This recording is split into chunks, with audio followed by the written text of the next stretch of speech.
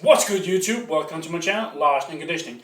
I heard you want to skyrocket your gains and I will help you get this process started. Resting is investing. Firstly, you need to see your days off as growth days or invest days. A big mistake many make is that you eat less, especially carbohydrates, on the rest days. If you train really hard, you will deplete your glycogen stores quite a lot. So cutting down on your carbs on your rest day will simply just negatively affect your training after your rest day. If you want to maximize your gains and performance, you should not be skipping out on your carbohydrates. You will build your glycogen stores back up, which means better performance in your next training sessions. Remember to share, subscribe and like. If you fill up, you will be able to train for longer or more intensely if your glycogen is restored. Lowering the calories that you eat on rest days can negatively impact the gains that you make. After training, there's an increase in demand for protein and calories in general, and you have an increase in protein breakdown. So if you cut down on your carbs during your rest days, then you're robbing yourself of gains because carbs are protein sparing, which means they help spare protein, so less protein down occurs. Rest days are the day where your body best gets chance to grow. So why would you rob it of valuable resources for growth? These days are your body's best chance to really grow.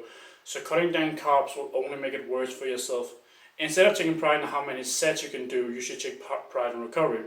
So many take pride in the X number of sets and Y number of training days that you can actually do, while also getting nowhere or getting very little results. If you can train 4 days a week and grow, versus training 6 days a week and hardly grow, or worse, not at all, then why would you do that? Why would you do more and get worse results when you could do less and get better?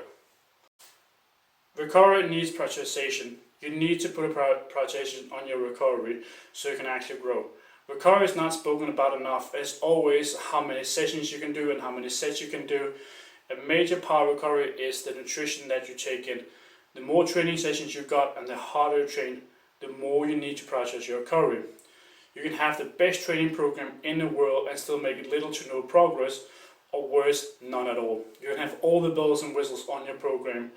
However, your recovery strategy is just trash and not focused on. So you need to be upping the amount of carbs you take in your rest days. This will aid you in your recovery, which will also determine the progress that you can make. Your recovery process starts before you even enter the gym. Reason being, if you actually feed yourself with things that you need before you go train, then you've already aided that process and thus already reduced the amount of breakdown that occurs. Focus on this so you can cover the best possible from your training and get the best gains from your training.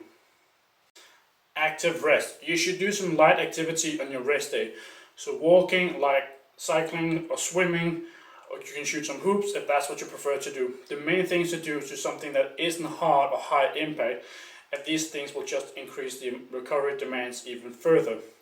Where some light activity like walking and shooting some hoops can help you get your heart slightly increased and thus increases blood flow, which can help clear out the bloodstream. Active rest should be something you can do very easily, and over time when you're in better shape, it can be a little bit harder, however not to the point where you breathe heavy or get tired from it. The key point is that it has to be easy. You basically need to carry a conversation without difficulty in your breathing whatsoever. Refuel and recover. Should you even refuel before training as well? Pre-workouts are super popular, however, instead people should consume carbs in form of a liquid before training, as it will do two things. One, it will hydrate you. Even a slight dehydration will hinder your performance quite a lot.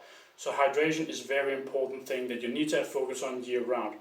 The second thing it does is we have carbs in your bloodstream ready to go, which will decrease the amount of glycogen drain from your training and decrease protein breakdown. This way you're already aiding in your own recovery and thus are a step ahead of everybody else who doesn't do this. Make sure you're refueling on your rest days, which means you're recovering better and you're investing in your next workout so that workout becomes more productive. Full glycogen stores means a fuller muscle, which means you're stronger and you can train at high intensity and give yourself a better stimulus. Carbs makes insulin get released at a much higher level and is highly anabolic as well, preventing muscle breakdown. So eat the same in your rest days, perhaps a little bit more carbs. Depending on how hard you train and how many sets you do, you can actually deplete your glycogen storage to a very large extent.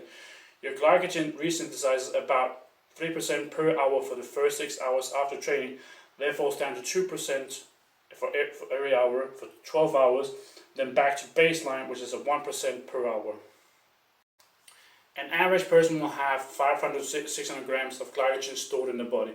If we say to empty it out your stores completely, after the first 18 hours you will have stored 42%, provided you give your body the carbs that it needs, which means you will have 55% left before you'll be at 100%. And at this rate is 1% per hour, which means it will be an additional 58 hours on top of the 18 hours to get back to 100%. So a total of 76 hours.